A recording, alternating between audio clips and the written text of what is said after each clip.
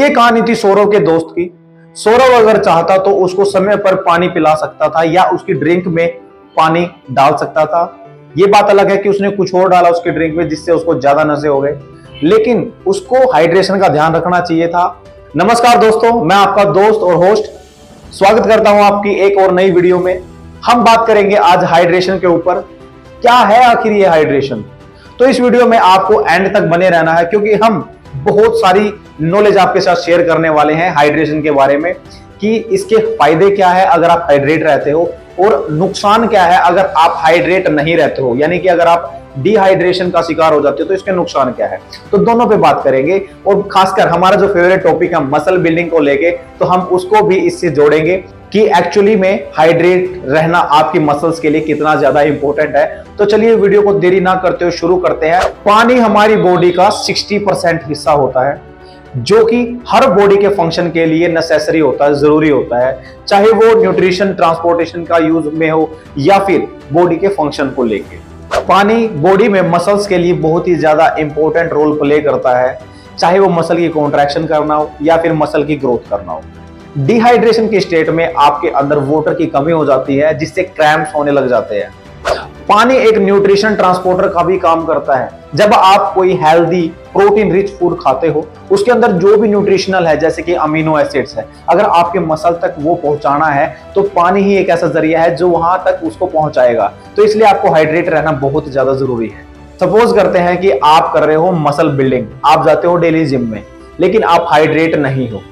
तो अब आप इमेजिनेशन करो कि जब आप हाइड्रेटेड ही नहीं हो तो आप कैसे अपनी उस मसल्स के पास अपने न्यूट्रिशन पहुंचाओगे। दूसरी चीज, अगर आप ऑक्सीजन को पहुंचाने की बात करें, पानी ही एक ऐसी चीज है जो वहां तक अपनी ऑक्सीजन को पहुंचाता है, जिससे कि हमारी मसल ग्रोथ होती है। तो अब आप समझ गए होंगे कि मसल के लिए कितनी इंपॉर्टेंट हो सकती है हाइड्रेशन। अगर नो हाइड्रेशन नो मसल। पानी प्रोटीन सिंथेसिस को भी सपोर्ट करता है, जो कि हमारी मसल ग्रोथ के लिए सबसे इंपॉर्टेंट फैक्टर माना जाता है। पानी से हमारे जॉइंट में लुब्रिकेशन बनी रहती है, जिससे कि हमारे जॉइंट और टिश्यू हेल्दी रहते हैं और अपना प्रॉपरली वर्क करते हैं। हाइड्रेटेड रहने के लिए आपको रोजाना 8 से 10 गिलास पानी पीना बहुत ज्यादा जरूरी है। अब आप मेजर कैसे करोगे कि हमने 8 से 10 गिलास पानी पिए हैं और वो 2 से 3 लीटर हो चुका है। अप्रोक्सीमेटली अगर देखें तो एक नॉर्मल जो हम घर में गिलास यूज करते हैं वो 200 से 300 ml के बीच में होता है। तो आपको बस वही 8 गिलास पीने हैं और आपकी हाइड्रेशन हो जाएगी कंप्लीट। अगर हाइड्रेशन के इतने ज्यादा बेनिफिट हैं तो मुझे पता है और अभी तक आपको भी आइडिया लग चुका होगा कि डिहाइड्रेशन से कुछ तो ज्यादा गड़बड़ हो सकती है।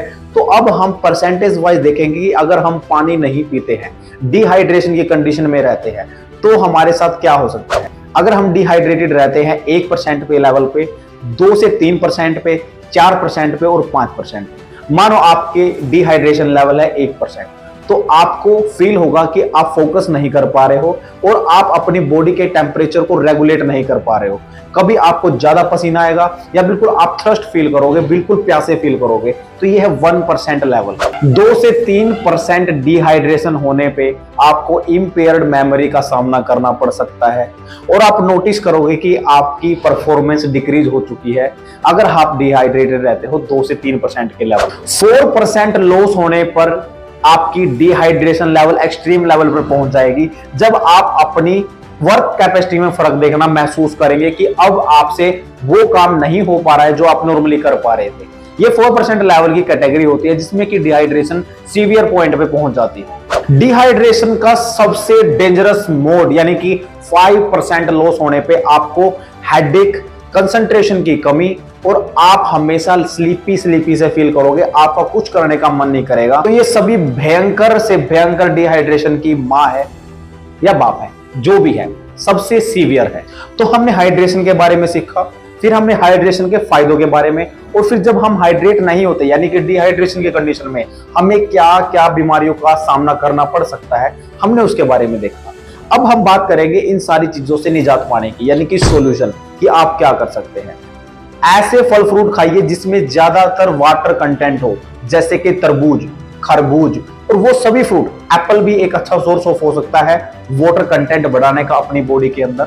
और आप सर्च कर सकते हो इंटरनेट की हेल्प से कि आप कौन से, आपके एरिया में कौन से ऐसे फल फ्रूट मिलते हैं जिसमें कि वाटर कंटेंट ज्यादा। आप मेडिकल शॉप से ORS, खरीद सकते हैं, वहां से इलेक्ट्रोलाइट आपके पूरे हो जाएंगे जिससे कि आप डिहाइड्रेट नहीं होगे। नारियल पानी एक बहुत अच्छा सोर्स है आपके वाटर कंटेंट को बढ़ाने के लिए बॉडी के अंदर, जिससे कि आप डिहाइड्रेशन की स्टेट से बाहर आ सकते हो। ज्यादा से ज्यादा पानी पिए और जब भी बाहर जाए अपने साथ एक वाटर बोतल रखें, 1 लीटर या 2 लीटर जो आपकी कैपेसिटी है, जो आप रख सकते हैं, आप उसको लेके जाइए और पानी पिए। कॉफी और चाय से थोड़ा सा बचें क्योंकि ये डिहाइड्रेशन कोज करती हैं। हाइड्रेट रहना इतना भी कॉम्प्लिकेटेड नहीं है। आप जो अभी हमने टिप्स दिखाई हैं, अगर उनको फॉलो कर सकते हैं तो आप हाइड्रेट हो सकते हो, वो भी बहुत आसानी से।